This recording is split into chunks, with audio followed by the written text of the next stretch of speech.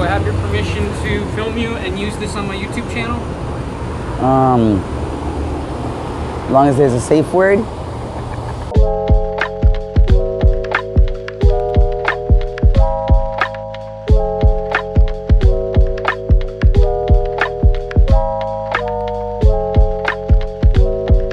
So what's your name?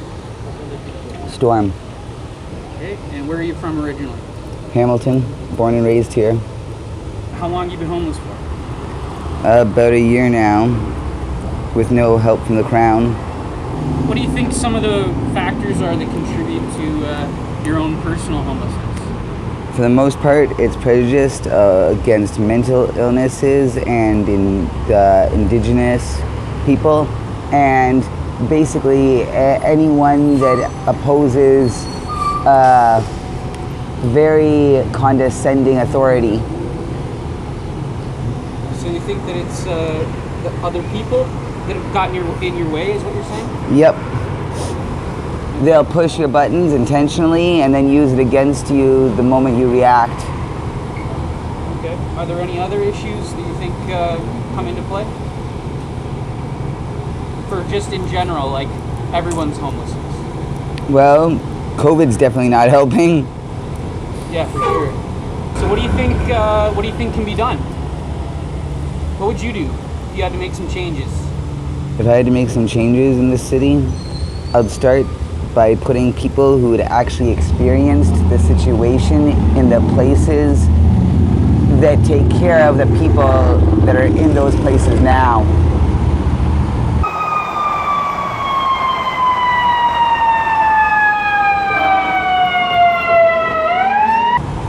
So have other factors like substance abuse or mental health come into play for you personally?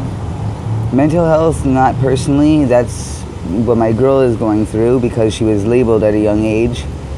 And because the way they cage you up and treat you like a child, no matter how old you are, like I said, pushing your buttons, make you snap, then use your anger against you. It's a twisted, torturous system that we're all brought up on. And unless you're one of the privileged that got to be kept away from that sort of shit, then you were constantly pushed around by it. Sure.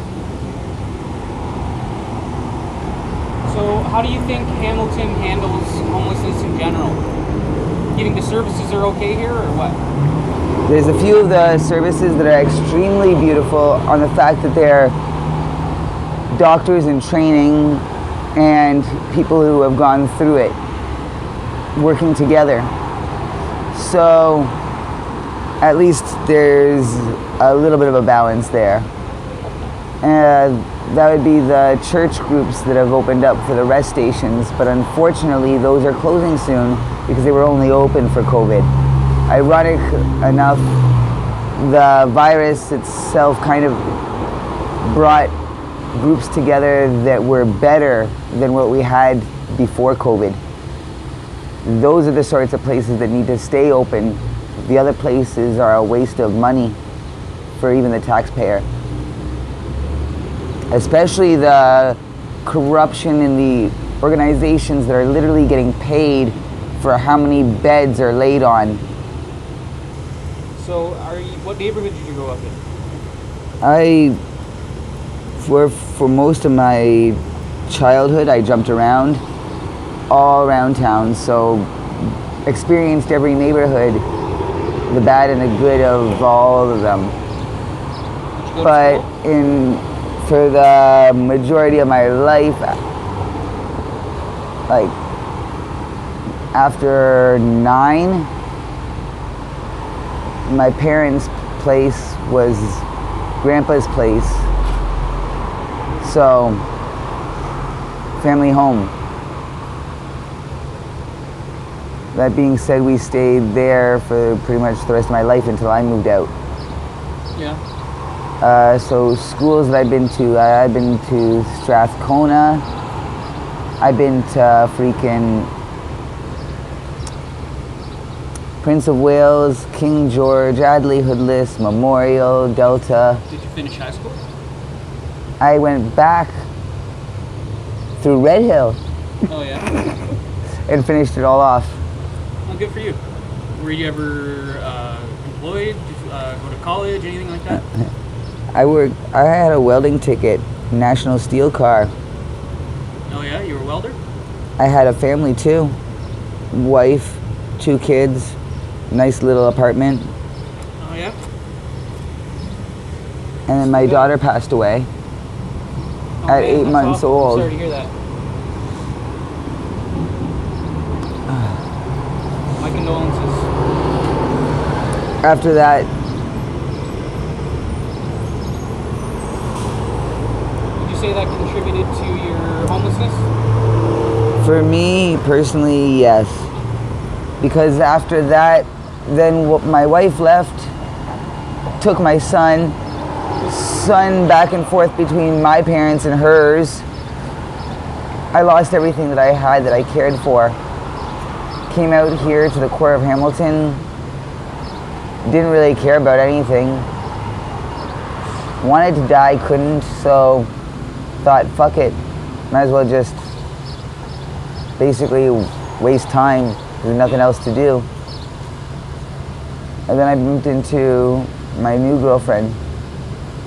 We've been together for a year now on the streets because it beats living in the places that we currently got.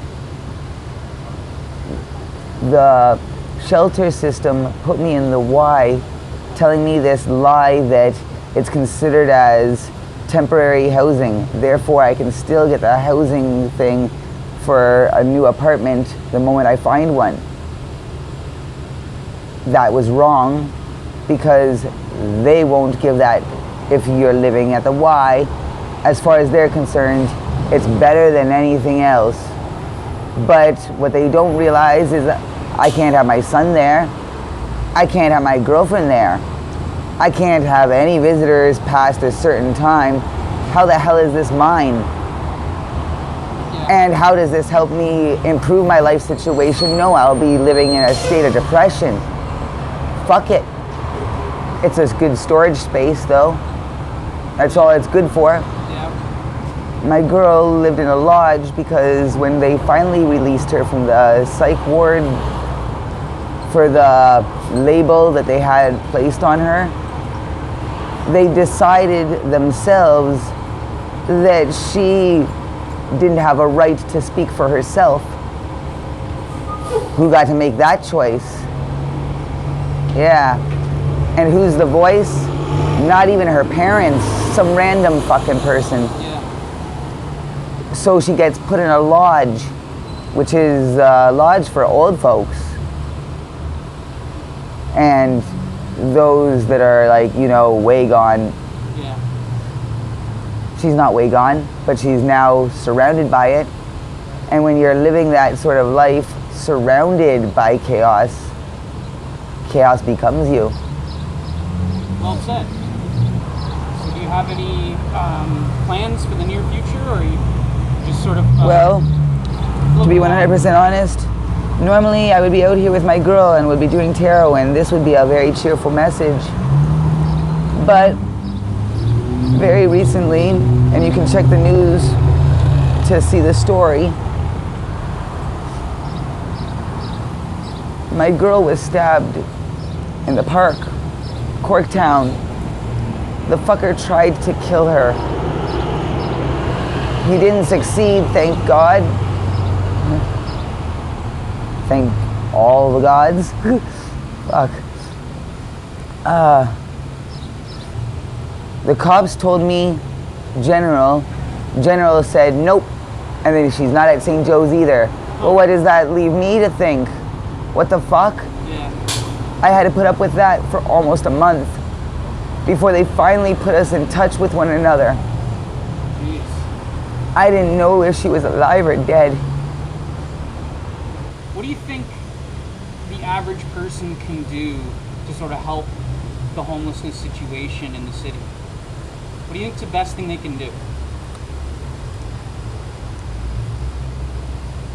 Hear them out. What's that? If nothing else, even if it's not change, at least hear them out. Actually hear what they're talking about. Because when we ask for even the time and get completely ignored, or see somebody look at their watch, nod their head like, yeah, I have the time, and keep walking without a word said, fuck, we feel like we're part of the living dead.